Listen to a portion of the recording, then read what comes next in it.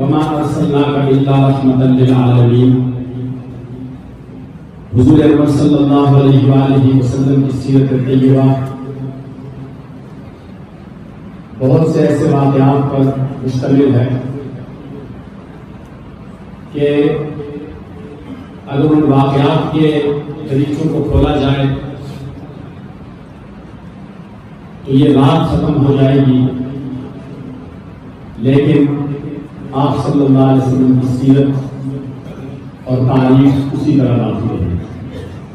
میں صرف ایک پہلو پہ نظر ڈالنے کی کوشش کروں گا۔ اسی آیت کے پیش نظر حضور اکرم صلی اللہ علیہ وآلہ وسلم عید کی نماز کے لیے گھر سے مسجد کی طرف تشریف لے جاتے ہیں۔ راستے میں بچے کھیل رہے ہیں اور ایک چھوٹا بچہ قسم پرسی کے عالم میں گندے کپڑوں کے ساتھ ایک کونے میں بیٹھا ان کھیلتے ہوئے بچوں کو حسرت کی نگاہوں سے دیکھ رہا ہے۔ سرور کونین محمد عربی صلی اللہ علیہ وسلم کی نظر اس پہ پڑتی ہے۔ آپ علیہ السلام اس سے کہتے فرماتے ہیں کہ آپ بچہ کیوں نہیں کھیل رہے؟ اس کی آنکھوں سے آنسو ٹپکتے ہیں اور وہ حسرت کی ان نگاہوں سے آنسو ٹپکتے ہوئے کانپتی زبان کے ساتھ کہتا ہے کہ کاش ان بچوں کی طرح میرے بھی کوئی والد ہوتے، مجھے اچھے کپڑے پہناتے، عید کا دن تھا، میں بھی پیارے کپڑے پہنتا اور ان بچوں کے ساتھ ہنسی خوشی کھیلتا۔ اب عید کی نماز پہ جاتے ہوئے سرکار دو عالم صلی اللہ علیہ وسلم نے اپنے رخ کو واپس موڑا، بچے کو ہاتھ سے پکڑا، گھر لے کے گئے۔ اما عائشہ صدیقہ رضی اللہ تعالی عنہا سے فرمانے لگے، عائشہ اس بچے کو نہلاؤ، اسے کپڑے پہناؤ، اسے خوشبو لگاؤ، اسے تیل لگاؤ، اسے پیارا بناؤ، اسے خوبصورت بناؤ۔ اسی اثناء میں حضور اکرم صلی اللہ علیہ وسلم پیغام بھیجتے ہیں سیدہ فاطمہ رضی اللہ تعالی عنہا کے گھر۔ اگر حسن و حسین رضوان اللہ تعالی علیہ مجمعین کے اگر ان میں سے کسی ایک کے دھلے ہوئے کپڑے ہوں، وہاں تو عالم ہی ایسا تھا، قسم پرسی کا عالم تھا، لیکن اگر کسی کے دھلے ہوئے کپڑے ہوں تو وہ کپڑے بھیج دیجئے۔ اب وہ کپڑے آتے ہیں، اس بچے کو پہنائے جاتے ہیں۔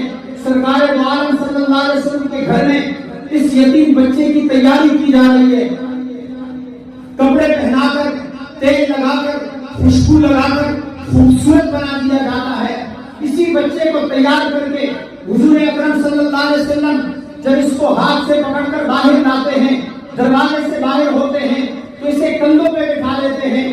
اب وہی بچے جو اس کے گراؤنڈ میں یا اس جگہ پہ کھیل رہے ہیں، اچانک ان کی نظر پڑتی ہے، وہ دیکھتے ہیں کہ جو بچہ قسم پرسی کے عالم میں گندے کپڑوں کے اندر حسرت کی نگاہوں سے ہمیں دیکھ رہا تھا، ابھی وہ سرکار دو عالم صلی اللہ علیہ وسلم کے کندھے پہ سوار وہ مسجد کی طرف جا رہا ہے۔ میں بتاؤں گا ایک بات، وہاں کھیلتے ہوئے ایک بچے نے آہ بھری اور کہا کہ کاش کہ میرا باپ بھی نہ ہوتا، میں بھی یتیم ہوتا، آج میں بھی اس بچے کی طرح سرکار دو عالم صلی اللہ علیہ وسلم کے کندھوں پہ ہوتا۔ صرف یہاں پر نہیں، مسجد جاتے ہیں، مسجد میں جیسے اس بچے کو لا کر نیچے کندھے سے اتارتے ہیں، خود سرکار دو عالم صلی اللہ علیہ وسلم منبر پر تشریف فرما ہوتے ہیں، یہ بچہ نیچے زمین پہ بیٹھتا ہے، حضور اکرم صلی اللہ علیہ وسلم اسے اٹھاتے ہیں، اپنے ساتھ منبر پہ بٹھا کے کہتے ہیں کہ بیٹا ابھی تو نیچے نہیں بیٹھے گا، اور پھر یہ فرماتے ہیں کہ یہ بچہ یتیم ہے، اور میں آپ سے کہتا ہوں کہ اگر اس یتیم بچے کے سر پر جس نے شفقت سے، کسی بھی یتیم بچے کے سر پر جس نے شفقت سے ہاتھ رکھا، اس کے ہاتھ کے نیچے جتنے بال آئیں گے اس کو اللہ کیوں نہیں آتا۔ تو یہ سیرت کا ہر پہلو بڑا عجیب ہے۔ میں آپ کے اور جو حضرات یہاں مہمان تشریف لائے ہیں ان کے درمیان حائل نہیں ہونا چاہتا۔ مجھے حفظ ما تقدم کے طور پر پہلے بھی ایک پرچی آ چکی ہے، میں پرچی والے کا نام نہیں لینا چاہتا، تو میں اختصار کے ساتھ اس بات کو آگے بڑھا رہا ہوں۔ تو میں چیئرمین بس آل محمد ثنا خان مصطفیٰ مداح رسول صلی اللہ علیہ وآلہ وسلم جناب حضرت مولانا سید عاصم شاہ صاحب کو دعوت دیتا ہوں کہ وہ نعت رسول مقبول صلی اللہ علیہ وآلہ وسلم پیش کرنا. جناب حضرت مولانا سید عاصم شاہ صاحب چیئرمین بزم عالم.